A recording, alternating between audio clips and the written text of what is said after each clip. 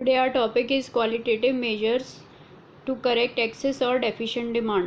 पहले हमने जो पढ़े थे वो क्वांटिटेटिव मेजर्स थे, अब ये हैं क्वालिटेटिव मेजर्स. फर्स्ट इसमें है margin requirement. Margin requirement it is the difference between market value of security offered and value of amount lend. इसका क्या मतलब है कि हम जो लोन लेते हैं बैंक से तो हमें कुछ सिक्योरिटी देनी पड़ती है. जैसे हमने अगर 1.5 लाख का लोन लिया और इसमें हमें सिक्योरिटी देनी पड़ी, हमने 1 लाख का लोन लिया और हमें सिक्योरिटी कितनी देनी पड़ी, 1.5 लाख, क्योंकि सिक्योरिटी तो ज़्यादा ही देनी पड़ती है. तो 1 लाख के लोन में हमें 1.5 लाख की सिक्योरिटी देनी पड़ी, तो कितना मार्जिन है, 50,000 का. तो इसलिए ये क्या होता है, it is the difference between market value of security offered and value of amount lend. मतलब जितना हम लोन लेना चाहते हैं, 1 लाख रुपए का लोन लेना चाहते हैं, और सिक्योरिटी जो जितनी देनी पड़ेगी, जितनी बैंक मांग रही है, उन दोनों के बीच का डिफरेंस, जो कि यहाँ पर क्या है, 50,000, 50,000. तो अब इसमें कह रहा है to control excess demand, increase in margin requirement. अब जितना ज़्यादा डिफरेंस होगा मार्जिन रिक्वायरमेंट में, यानी कि जैसे हमारे अभी एग्जांपल जो हमने दिया उसमें 50,000 का डिफरेंस था, तो और अगर जितना ज़्यादा होगा उतना ज़्यादा मतलब हमें सिक्योरिटी ज़्यादा अमाउंट की देनी पड़ेगी. तो इसमें लिखा है increase in margin requirement. Borrower find it less attractive to borrow money. तो मान लो अगर 1 लाख के लोन के लिए उनको 1.5 लाख की सिक्योरिटी देनी पड़ रही है, मतलब मार्जिन 50,000 का है, तो बोरोवर्स को डिफ़िकल्टी लगेगी बोरो करने में, तो वो बोरो कम करेंगे. They find it less attractive to borrow. तो अपने आप मनी सप्लाई कम हो जाएगा, क्योंकि वो बोरो कम करेंगे और उनकी demand fall in AD, demand कम हो जाएगी, तो एक्सेस डिमांड करेक्ट हो जाएगा. सेकंड में है to control deficient demand. Deficient demand में क्या होगा, अब मान लो 1 लाख की सिक्योरिटी, 1 लाख के लोन के लिए उनको 1,25,000 की सिक्योरिटी देनी पड़ी, जो कि पहले कितनी देनी पड़ रही थी, 1,50,000 की. तो अब 1,25,000 की देनी पड़ रही है.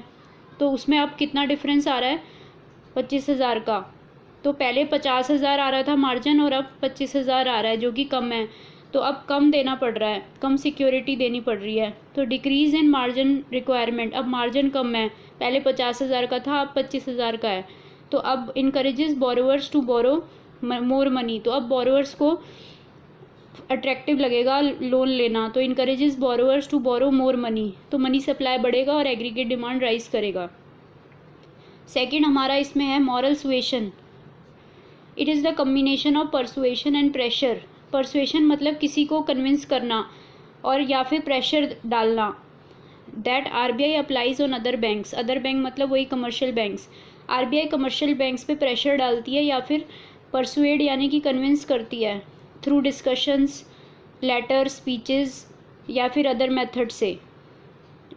अब एक्सेस डिमांड में, in excess demand RBI advise commercial banks not to advance credit for non essential activities. जब एक्सेस डिमांड है यानी कि मनी सप्लाई ज़्यादा है इकोनॉमी में, तो आरबीआई प्रेशर डालेगी या फिर कन्विंस करेगी, परसुएड करेगी कमर्शियल बैंक को कि वो ज़्यादा क्रेडिट ना दें, खासकर नॉन एसेंशियल एक्टिविटीज़ के लिए, जो कि नॉन प्रोडक्टिव हैं, उनके लिए लोन ना दें.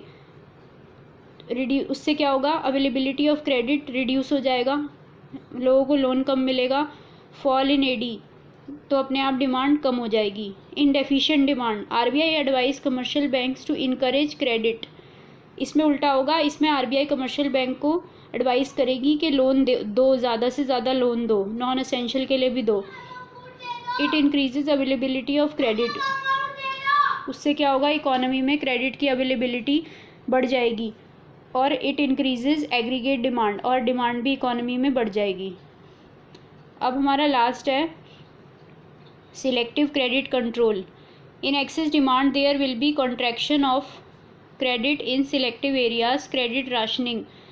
क्रेडिट राशनिंग क्या होता है, क्रेडिट राशनिंग मतलब कि हमने एक लिमिट तय कर दी, इससे ज़्यादा क्रेडिट नहीं देंगे commercial banks. In excess demand there will be contraction of credit, मतलब क्रेडिट अवेलेबिलिटी को कम करना, जैसे हम यहाँ पे कर रहे थे वैसे ही contraction of credit, credit availability को कम करना है, खासकर वही नॉन प्रोडक्टिव एक्टिविटीज़ के लिए। और क्रेडिट राशनिंग मतलब कि कुछ एक ऐसा बोल देना कि इससे ज़्यादा क्रेडिट नहीं मिलेगा, या फिर नॉन प्रोडक्टिव एक्टिविटीज़ के लिए क्रेडिट नहीं मिलेगा। तो एक्सेस डिमांड में कॉन्ट्रैक्शन हो जाता है क्रेडिट का, क्रेडिट राशनिंग करके। और डेफिशिएंट डिमांड में एक्सटेंशन हो जाता है क्रेडिट का। In selective areas withdrawal of credit rationing, मतलब क्रेडिट राशनिंग को विड्रॉल कर लेते हैं, मतलब अब कोई राशनिंग नहीं लगाते, जितना मर्जी क्रेडिट वो कमर्शियल बैंक देने को तैयार हो जाती है, या फिर जो पहले लिमिट थी वो हटा देगी। पहले तो हमें लिमिट तय कर दी थी, इससे ज़्यादा क्रेडिट नहीं मिलेगा, लेकिन अब वो लिमिट हटा दी इन डेफिशिएंट डिमांड, ताकि मनी सप्लाई बढ़ जाए।